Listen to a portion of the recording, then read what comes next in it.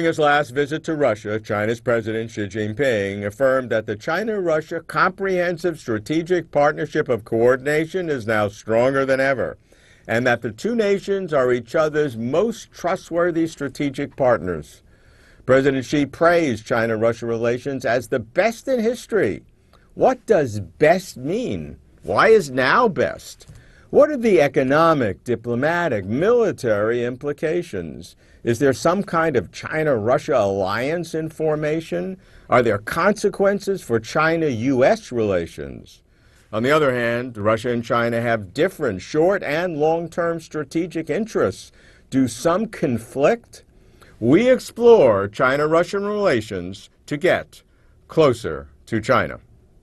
The 26-hour visit to Moscow marked the third meeting between President Xi and President Putin in 2017.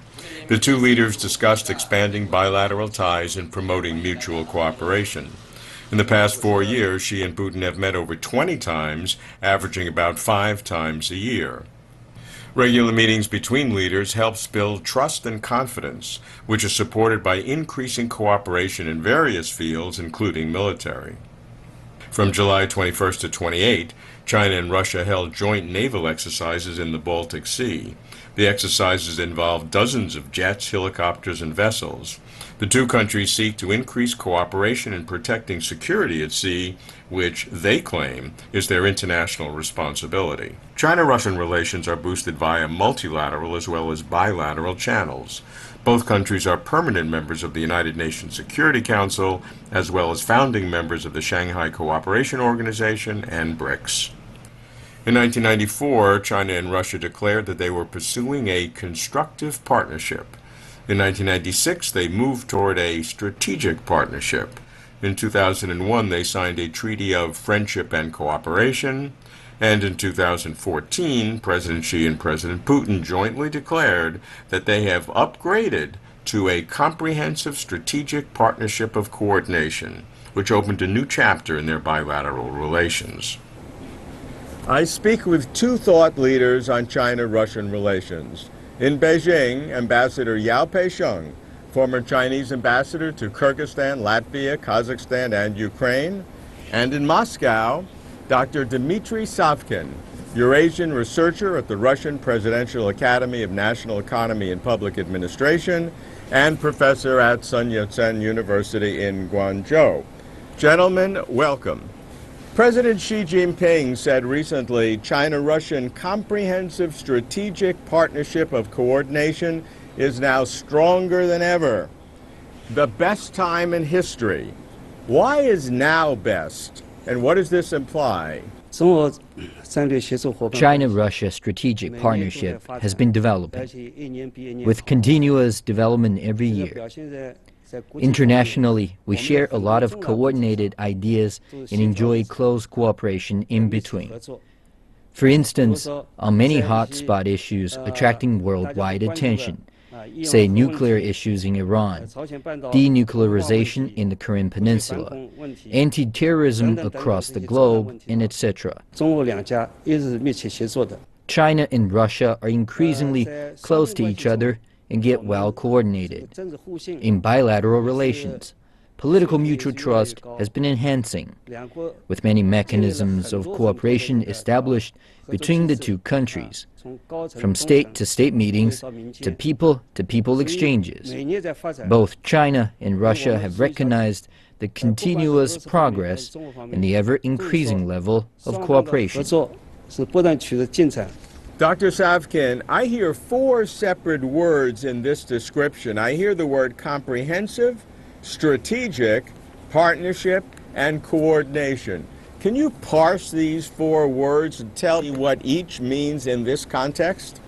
Those relations between Russia and China are considered to be comprehensive because they include not only bilateral, political, and economic relations, but also similar positions in multilateral relations, for instance, in the UN Security Council. Both Russia and China focus on the long-term cooperation, that means strategic. So they're not connected with the geo-economic influence. And both of our nations are active participants in Shanghai Cooperation Organization and BRICS and other organizations. And coordination is a new trend in Russian-Chinese relation. It means that Russia and China are trying to build so-called Pax Eurasiana, a new type of relationship which is based on relative peace and stability in Eurasia, and trying to expand those peace and stability on other regions. Ambassador Yao, President Xi has used a very interesting metaphor called a ballast stone. What does that mean in this context? Why is China-Russian relations now considered a ballast stone for safeguarding regional and global peace and stability? As I said, China and Russia are well coordinated on important international issues.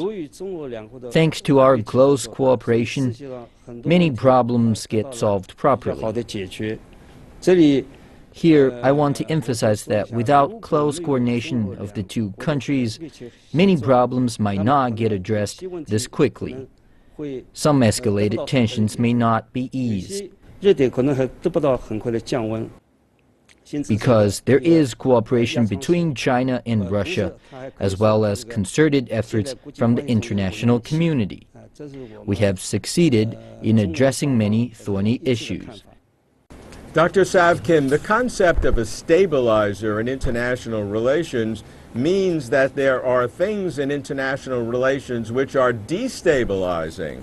So what are the kinds of destabilizing emphases and activities that are going on today that the China-Russian relations is designed to balance with this ballast stone metaphor? I could guess that this metaphor means solid, tough, and long-term relations between both of our countries. I'd like to stress attention on our spectators to the fact that he used this word with the regional and global peace and stability. And it means that Russia and China are strong enough to establish the peace and stability, not only in terms of Shanghai Cooperation Organization for Central Asia, but establishing some broader Eurasian partnership. It is well known that China and Russia have very specific interests together, particularly as both are criticized by Western countries for their human rights activities, for authoritarian governments.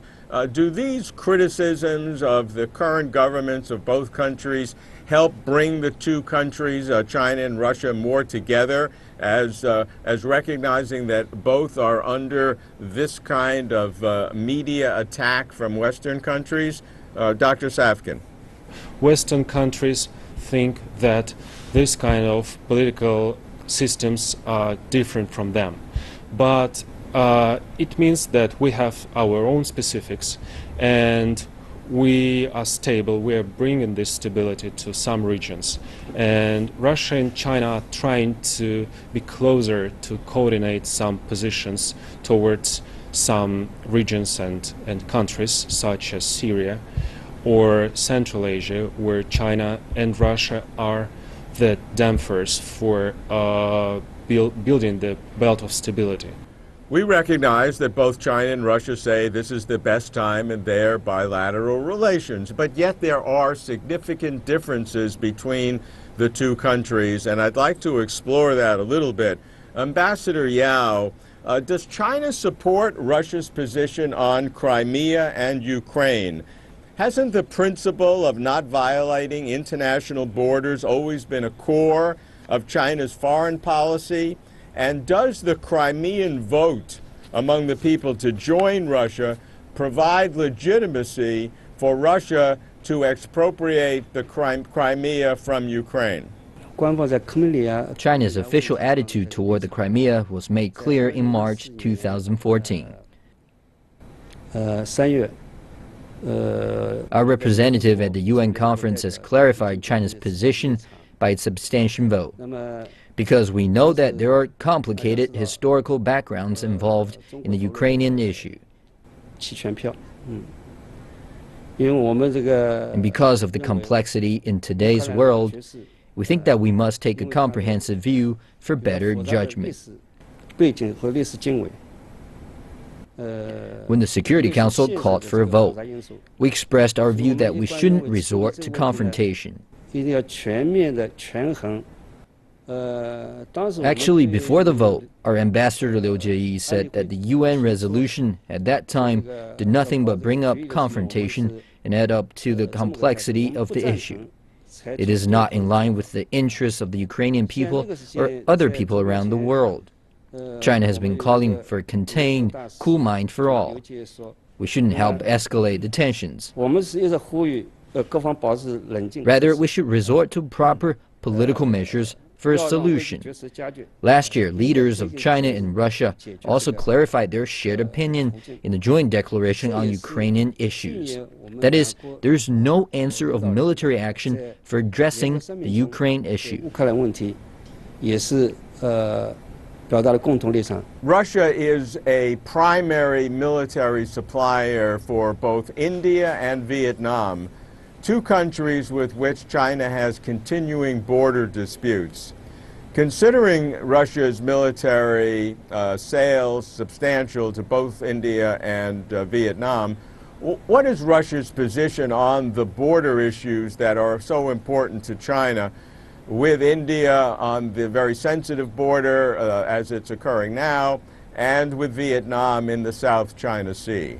We know about territorial claims. That's why Russia was the initiator to invite India in Shanghai Cooperation Organization, and then Russia and China invited Pakistan, because that gives the opportunity to talk and to negotiate about the very sensitive territorial claims and other questions of mutual misunderstanding between Russia and India. And talking about other border issues, South China Sea is not a domestic region for Russia. So for Russia it's quite a far region. Russia is more concerned about Central Asia and Caucasus, post-Soviet countries. So I would say that Russia has a neutral position towards South China Sea. But as you remember, last year, after the arbitration for South China Sea, Russia did not support this arbitration results. And in last autumn, Russia participated in the joint military exercises in the South China Sea, invited by Chinese partners. So I would say that, of course, Russia is forced to sell those arms to India and Vietnam because Russian economy depends on oil and gas. Since the oil prices goes down and the gas prices goes down, Russia has to find some other opportunities for its experts to get the money and supply Russian economy. Let's focus on Central Asia, because you mentioned that, and this is important, because Central Asia has traditionally been within Russia's sphere of influence. It was part of the old Soviet Union, and now through the Belt and Road Initiative, China is really making dramatic inroads into Central Asia. Does that concern Russia, that Russia's sphere of influence in Central Asia is now being taken over economically by China?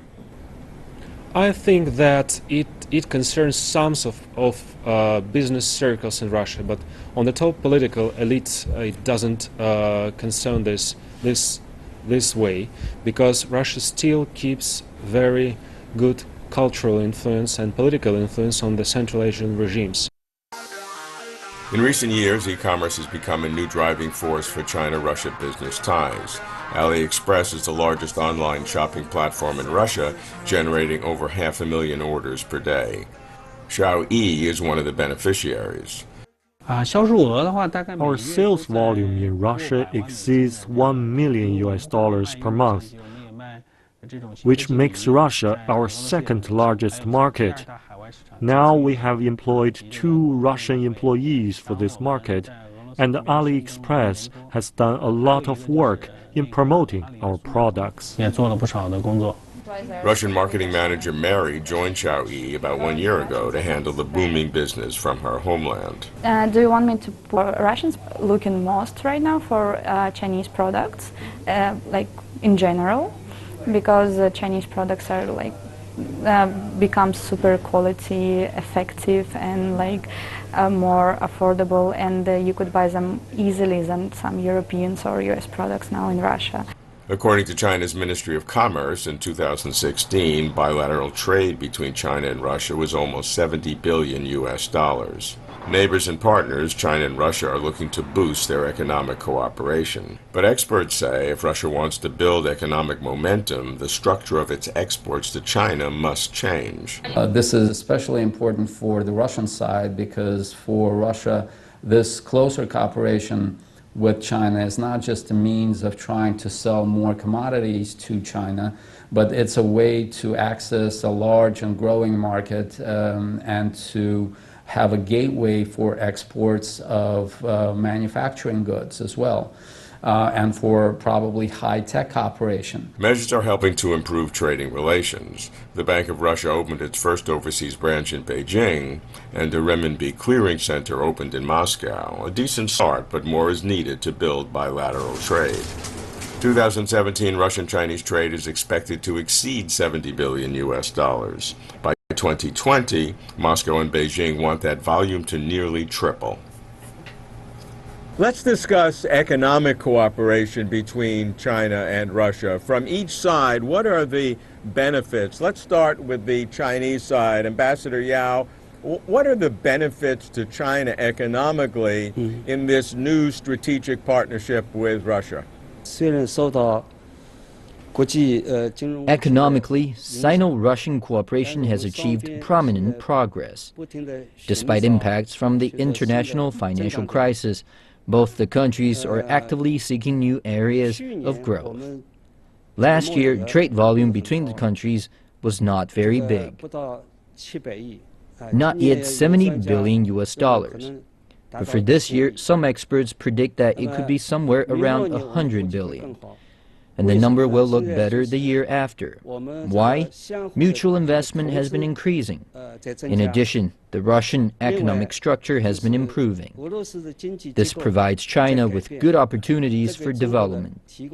In border areas, particularly in the Far East and other areas of regional cooperation, we have made a lot of progress. Generally speaking, the status quo is not as good as expected. But we both share common wishes for the future to speed up cooperation in trade and the economy. It is widely known that China and Russia have established a sound relationship in the Belt and Road Initiative as well as in the Eurasian Economic Federation. We've made a lot of preparations for leapfrog development. It takes time, but we're on the way. This year, Russia's economy is starting to look up. China's economy has kept faring well. So there are increasing areas of growth. And I'm confident about the target trade volume for 2020 at 200 billion US dollars. Dr.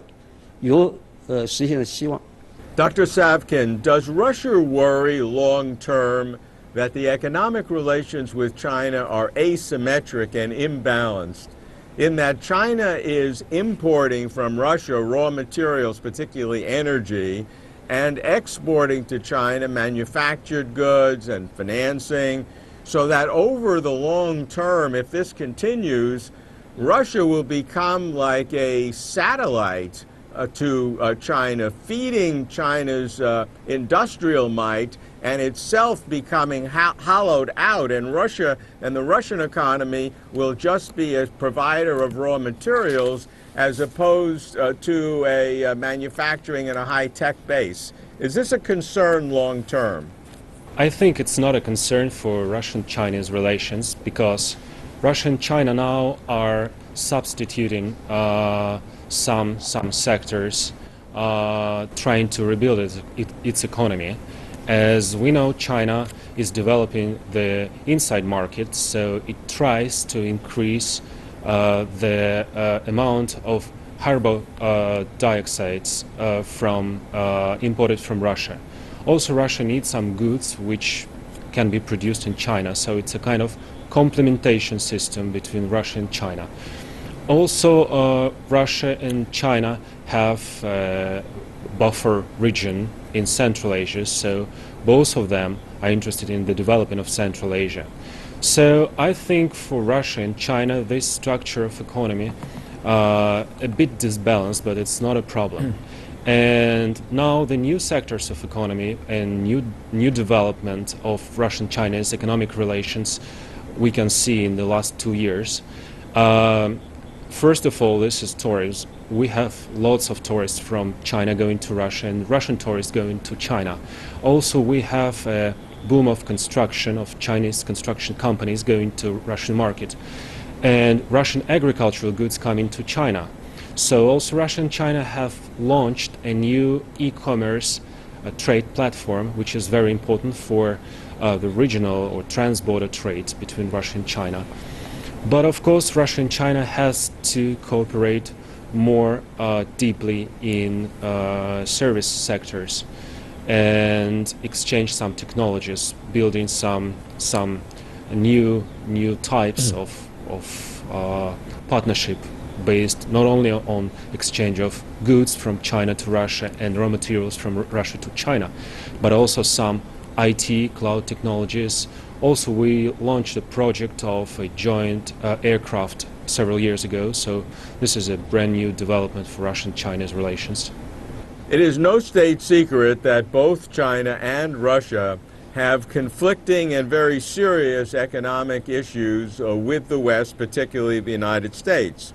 China, balance of trade, accusations of unfair trade practices, and Russia, of course, with economic sanctions over the activities in Ukraine. Do these economic problems and difficulties with the U.S. help catalyze the economic relationship between China and Russia? Ambassador Yao.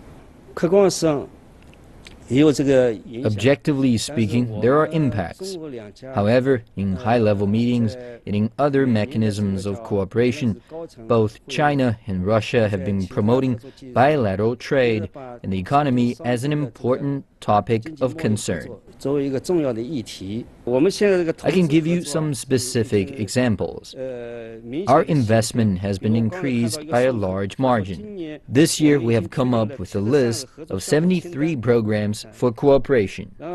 Russian enterprises have successfully issued panda bonds along Belt and Road countries. China has set up a fund of 100 billion RMB for Sino-Russian regional cooperation for promoting regional development. For the Far East, China has emerged as its #1 trading partner. And then there are a lot of programs under construction. For instance, programs in energy, in aerospace, and aviation, cross-border investment in technology, and etc. Dr. Savkin, do the sanctions that have been placed on Russia, which are severe and which do affect the Russian economy, does that put Russia in an inferior position in negotiating with China, as some reports have indicated, such that there is more pressure on Russia to give China more favorable deals because Russia has no choice because of its isolation vis-a-vis Western sanctions? This is a very hard question. I would certainly prefer Russia and China to be more economically cooperated and to have more trade balance, and still, nevertheless, because of the sanctions, Russia doesn't have Russia has an outflow of investments from its companies to the Western banks. And Russia would like to substitute those investments with the Chinese investments. Also, not all Chinese companies are eager to invest in Russian economy. Only the governmental or partly governmental companies and banks. But that shows a structure of China-Russian relations. It's mostly on the governmental level, inspired by the very good bilateral political relations. I think that I see the solution of this situation in the cooperation of medium and small business of Russia and China. For now, we can say that economic interdependence between China and the United States is based on the private enterprises. They have been dealing with each other for almost 40 years. And Russian-Chinese relations, economic relations, is not that old. and Russian companies, mid and small business, should be more involved in China's mid and small business. And that would give more investments from both sides, because this is mutually beneficial. Their economic relations, which are based only on the governmental contracts or the contracts of governmental companies, is not very balanced, and it's not very harmony for Russian-Chinese economic relations in the future. And the capacity of China's investments in governmental projects, I think, reached its maximum. So for now, Russian private companies need to think how to attract Chinese private companies. Ambassador Yao, there have been reports that China has been encouraged by its government to make some somewhat favorable deals with Moscow, because China wants to be sure that Russia maintains its strength economically, and therefore is a somewhat of a balance to Western forces. So have there been some activities that China has negotiated and business deals which may not be as favorable to China as it ordinarily would, but it goes out of its way to try to help Russia during this difficult period? Trade and economic cooperation between Russia and China has been faring well. The Chinese government encourages SMEs to go to Russia for partners, and vice versa. These are all mutual efforts. Now, as we promote such cooperation, we should also cater for the needs of the market. For instance, projects develop not because the government wants them to prosper. The time for government intervention has gone. Now we stress the role of the market. Let the market decide. Well, now the size of cooperation between China and Russia is not very impressive, not comparable to that between China and South Korea. But as I said, we're seeking all sorts of growth points and sales channels. We're confident that we will continue to do better. In particular, with an improvement of the domestic market in Russia, prospects for development of the two countries will be even better. I've said that trade volume between China and Russia was small, not yet $100 billion US. But with proper development, we can attain 400 or 500 billion. This is my view.